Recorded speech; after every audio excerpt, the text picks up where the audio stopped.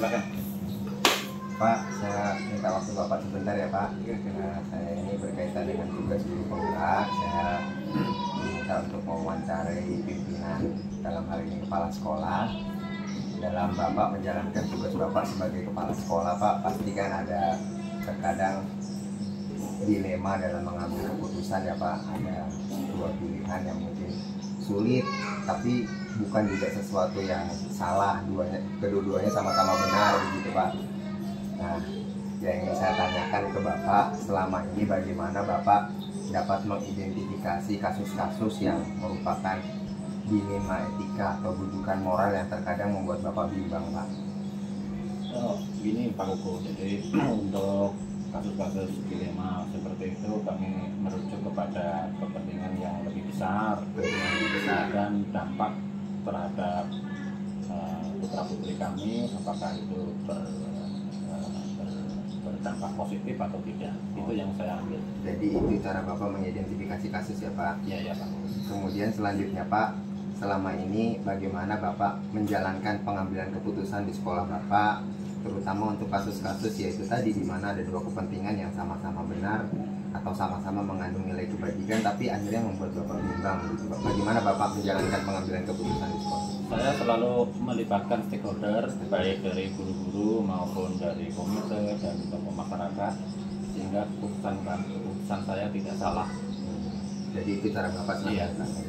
Terus langkah-langkah atau prosedur seperti apa yang biasa Bapak lakukan terkait dengan yang Bapak sampaikan tadi Pak? Pertama yang mengidentifikasi masalah, kemudian kami meminta pendapat dari teman-teman guru terutama dan stakeholder sehingga masalah itu dipaparkan, kemudian untuk bisa mengambil keputusan yang bijaksana. Pertanyaan selanjutnya Pak, Oke. hal-hal apa saja Pak yang selama ini dianggap efektif dalam pengambilan keputusan Pak, yang paling efektif dari yang Bapak lakukan?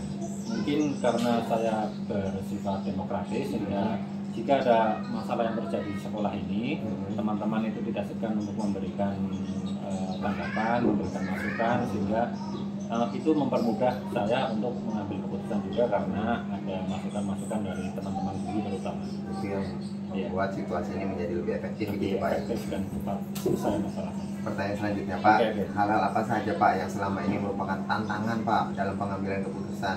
Pastikan Bapak selama ini ngambil keputusan tidak serta-merta lancar begitu, pasti ada tantangan ya Pak ya? Itu pasti Pak Koko, karena memang dari teman-teman juga kadang-kadang ada yang bersifat keras kepala, ya. Jadi mereka bersikukuh dengan pendapatnya, itu yang kadang-kadang saya harus bijak, sehingga akhirnya mereka yang berseberangan dengan pendapat teman-teman dan saya bisa menerima pendapat yang diambil, keputusan yang saya ambil. Begitu Pak ya? Iya, ya. Pertanyaan selanjutnya Pak, apakah Bapak memiliki sebuah tata cara atau jadwal tertentu Pak dalam sebuah penyelesaian kasus dilema ini? Apakah Bapak langsung menyelesaikan di tempat atau memiliki sebuah jadwal untuk menyelesaikannya Pak? Dilihat dari kualitas dan bobot masalah ya. Jadi kalau masalahnya itu saya anggap ringan, maka saya akan selesaikan di waktu itu juga ya. Dan kalau masalahnya itu bersifat lebih berat, maka saya perlu menjadwalkan ulang untuk mencari pendapat-pendapat dari stakeholder yang ada di SD 029. Tergantung kualitas dari permasalahan itu Betul Pak. ya. Selanjutnya Pak, kira-kira adakah seseorang Pak atau faktor-faktor yang selama ini mempermudah atau membantu Bapak dalam mengambil keputusan dalam kasus-kasus dilema ini Pak? Kebetulan ya teman-teman di sini itu proaktif dengan masalah yang terjadi di sekolah, sehingga bersifat mereka tidak bersifat acuh tak acuh, mereka proaktif, jadi proaktif sehingga apapun masalah yang terjadi di sini mereka mau turun rembuk sehingga masalah itu mudah diselesaikan. Ini mohon maaf Pak, ini pertanyaan terakhir dari saya Pak. Boleh, silakan. Dari semua yang Bapak sampaikan, untuk saya pribadi juga, pembelajaran apa mungkin Pak yang bisa Bapak petik dari pengalaman Bapak dalam mengambil keputusan dilema etika tadi Pak? Jadi keputusan yang perlu kita ambil memang mengacu kepada kepentingan yang lebih luas, di kita harus mengedepankan musyawarah, gotong royong, sehingga keputusan itu bisa diterima oleh semua pihak. Jadi ini berdasarkan musyawarah dan mufakat Pak ya. Betul ya. Mungkin itu Pak wawancara kita. Saya terima kasih banyak atas waktu Bapak. Sama-sama Pak Guguk. Makasih banyak ya Pak. Ya, mudah-mudahan sukses Pak Guguk.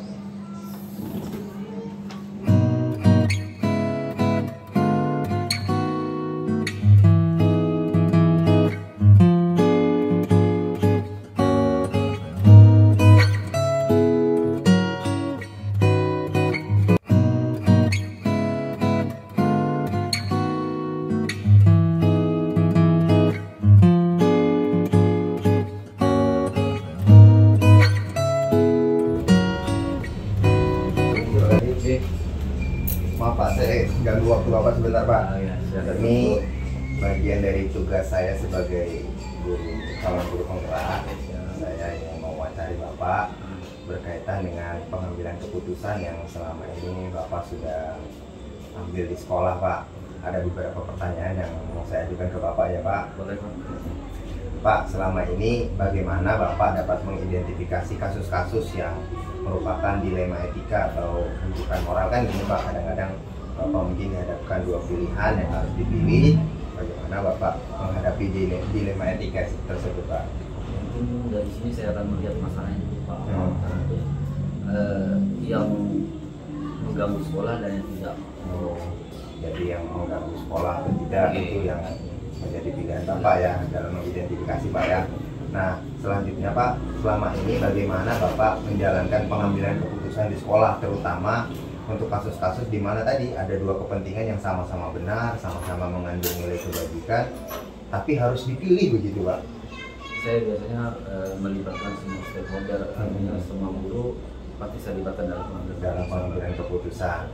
Selanjutnya Pak, langkah-langkah atau prosedur seperti apa nih yang biasanya Bapak lakukan dalam pengambilan keputusan, langkah-langkahnya? Langkah-langkahnya biasanya kami melaksanakan musyawarah mufakat. Musyawarah mufakat di dalam sekolah kami dalam untuk sekolah. melakukan hasil. Oh, jadi seperti itu langkah-langkahnya Pak ya.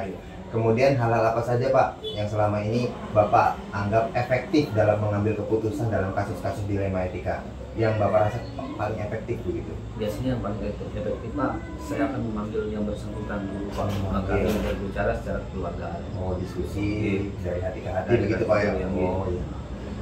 Kemudian Pak, nah ini hal-hal apa saja Pak yang selama ini merupakan tantangan dalam pengambilan keputusan? Pasti kan dalam mengambil keputusan ada saja pihak-pihak yang mungkin kontra gitu kan?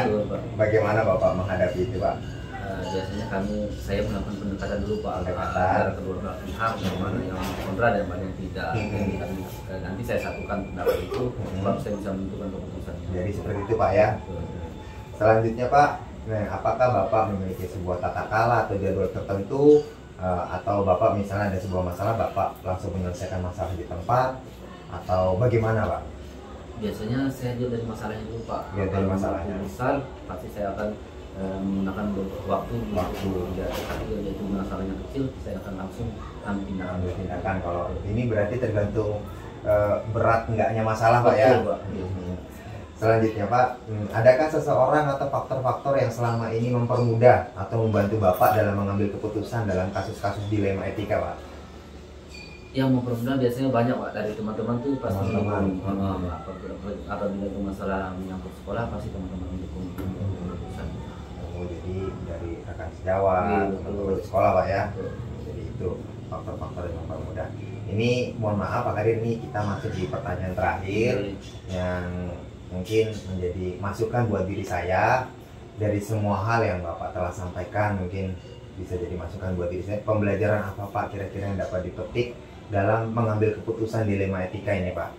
Dalam setiap mengambil keputusan, alangkah lebih baiknya kita merasakan musyawarah dan mufakat Pak, sehingga hasil yang kita dapat itu disepakati oleh semua teman. Jadi pada intinya musyawarah mufakat sehingga dapat keputusan berdasarkan kebersamaan begitu Pak ya. Saya terima kasih banyak Pak dapat masukan dari Bapak. Mudah-mudahan Bapak sukses dalam menjalani tugas Bapak sebagai kepala sekolah Pak. Saya terima kasih banyak ya Pak.